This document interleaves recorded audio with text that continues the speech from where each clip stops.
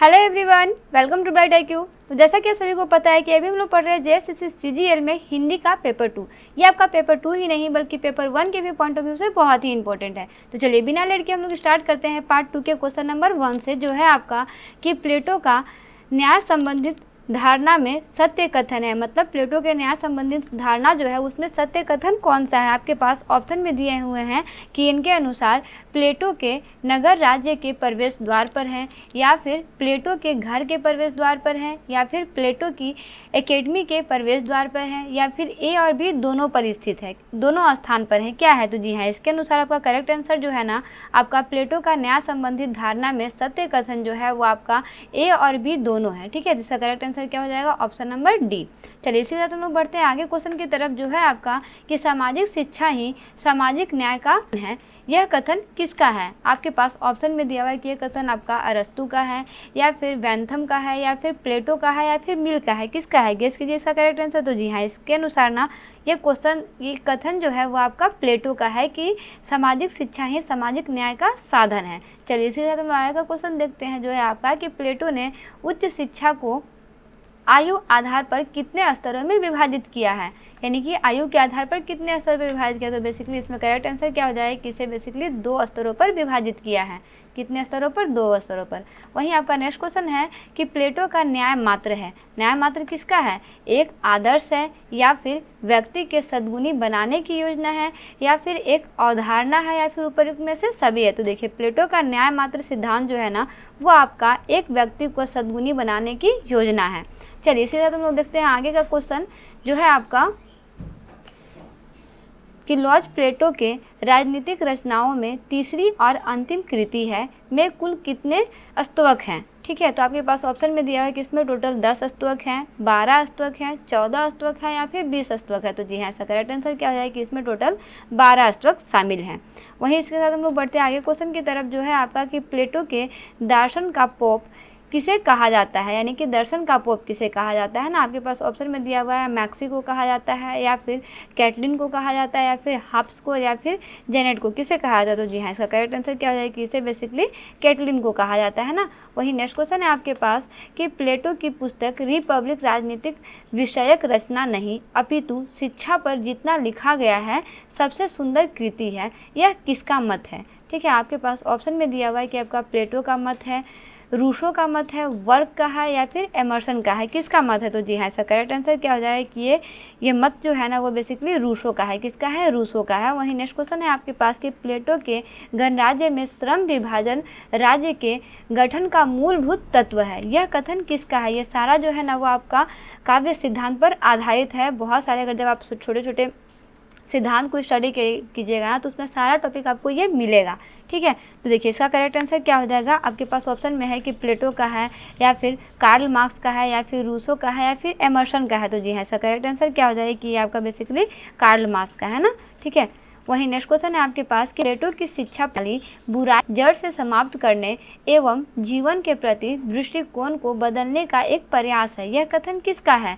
आपके पास ऑप्शन में है कि आपका प्लेटो का है, या फिर कार्ल मार्क्स का है, या फिर नेटोलशिप का है, या फिर वैंथम का है। किसका है? तो ये कथन जो बेसिकली है ना ये आपका बेसिकली नेटोलशिप का है। किसका है? नेटोलशिप का है। चलिए इसी के साथ हम लोग बढ़ते हैं आगे क्वेश्चन की तरफ कि प्लेटो दर्शन है और दर्शन प्लेटो है। यह कथन है किसका है? यह कथन अरस्तु का है, रूसो का है, एमर्सन का है, या फिर प्लेटो का है। तो ये जो शब्द है ना ये शब्द आपका है एमर्सन का। किसका है? एमर्सन का। देखिए आपका जितना भी प्लेटो से रिलेटेड क्वेश्चन है ना उन सारे क्वेश्चन को आप अच्छे से प्रैक्टिस करते रहिएगा। ये सारा क्वेश्चन आपका एग्जाम पॉइंट ऑफ व्यू से बहुत ही इंपॉर्टेंट है। चलिए वहीं बढ़ते हैं नेक्स्ट क्वेश्चन की तरफ, जो है आपका कि प्लेटो को मैं प्यार करता हूँ परंतु सत्य को उससे भी अधिक। यह कथन किसका है? बहुत इंपॉर्टेंट क्वेश्चन है ये। आपके पास ऑप्शन में दिया हुआ है कि आपका प्लेटो का है, रूसो का है, अरस्तु का है, या फिर कार्ल मार्क्स का है। किसका है?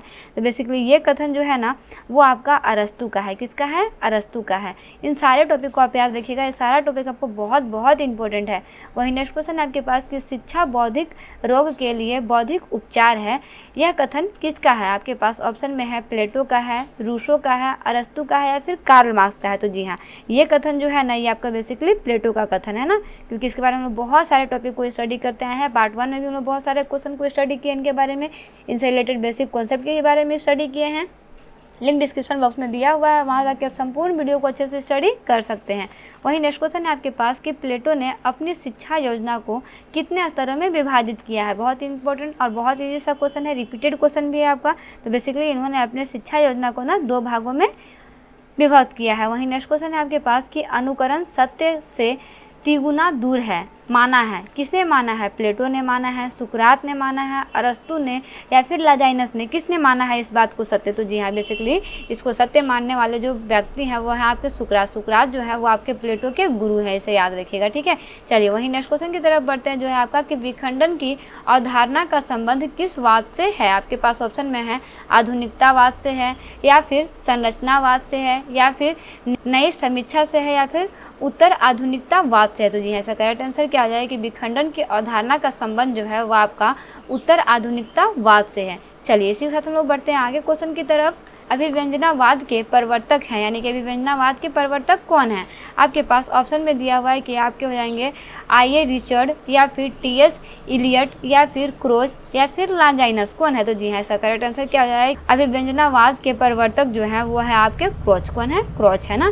चलिए इसके साथ हम लोग बढ़ते हैं आगे क्वेश्चन की तरफ, जो है आपका कि काव्य में उदात्त तत्व को सर्वाधिक महत्व किसने दिया है? आपके पास ऑप्शन में है प्लेटो ने दिया है, या फिर इलियट ने दिया है, या फिर अरस्तु ने, या फिर लाजाइनस ने, किसने? तो जी हाँ, इसका करेक्ट आंसर क्या हो जाएगा कि इससे ज़्यादा महत्व देने वाले जो व्यक्ति हैं वो है आपके लाजाइनस ना। तो इसे आप याद रखिएगा, क्वेश्चन आपका बहुत इंपॉर्टेंट है। चलिए वही नेक्स्ट क्वेश्चन है आपके पास कि विखंडनवाद के प्रवर्तक कौन है? ऑप्शन में है ये आपके देरिदा हैं, लीविस है, या फिर ग्रास्मी है, या फिर फुकुयामा है। कौन है? तो जी हाँ, इसका करेक्ट आंसर क्या हो जाएगा कि इसका प्रवर्तक जो है वो आपके देरिदा है। कौन है? देरिदा है। चलिए इसी के साथ हम लोग आगे क्वेश्चन की तरफ बढ़ते, जो है आपका कि काव्य में निर्वैयक्तिकता के सिद्धांत की स्थापना किसने की? आपके पास ऑप्शन में है कि इसकी स्थापना आपके कॉलरिज ने की है, या फिर टी.एस. इलियट ने की है, या फिर मैथ्यू आर्नाल्ड ने की है, या फिर आई.ए. रिचर्ड ने की है। किसने की है? तो जी हाँ, इसका करेक्ट आंसर क्या हो जाएगा कि इसकी स्थापना जो है वो आपके टी.एस. इलियट ने की है ना। चलिए इसी के साथ हम आए कि क्वेश्चन की तरफ बढ़ते हैं, जो है आपका कि लाजाइनस के अनुसार उत्ताद का प्रमुख स्रोत क्या है? ऑप्शन में है विचार है, प्राकृतिक है, या फिर भाव प्रणता है, या फिर अलंकार योजना है। तो जी हाँ, इनके अनुसार आपका प्रमुख स्रोत जो है वो आपका विचार है ना। चलिए इसी के साथ हम लोग आएगा क्वेश्चन देखते हैं। ये इस पार्ट का लास्ट क्वेश्चन है कि विखंडनवाद के प्रवर्तक है। विखंडनवाद के प्रवर्तक कौन है? ऑप्शन में दिया हुआ है कि इसके प्रवर्तक आपके मैथ्यू आर्नल्ड हैं, या फिर इलियट है, या फिर देरिदा है, या फिर कामू है। कौन है? तो जी हाँ, इसका करेक्ट आंसर क्या हो जाएगा कि ये आपके देरिदा है। कौन है? देरिदा है। विखंडनवाद के प्रवर्तक जो है वो आपके देरिदा है। चलिए इस तरह से हम लोग बेसिकली पाश्चात्य साहित्य सिद्धांत का पार्ट 2 जो है वो कंप्लीट कर चुके हैं। ये आपका पेपर 2 ही नहीं बल्कि पेपर 1 के भी एग्जाम पॉइंट ऑफ व्यू से बहुत ही इंपॉर्टेंट है। सारे क्वेश्चन को अच्छे से प्रैक्टिस करते रहिए। क्वेश्चन में कोई भी प्रॉब्लम हो कमेंट बॉक्स में कमेंट जरूर कीजिएगा। इससे रिलेटेड हम थोड़े बड़े बेसिक कॉन्सेप्ट को भी स्टडी कर रहे हैं टॉपिक वाइज। क्वेश्चन में कोई भी इशू हो या फिर इससे रिलेटेड आपको जो भी इसका बेसिक कॉन्सेप्ट हो उसको स्टडी करना हो तो उसके लिए आप कमेंट बॉक्स में कमेंट कर सकते हैं, उसे मैं कोशिश करूंगी करवाने का। ठीक है, तो मिलते हैं नेक्स्ट वीडियो में एक इंपॉर्टेंट पार्ट, एक इंपॉर्टेंट टॉपिक के साथ। Thanks for watching, like and subscribe, bright IQ।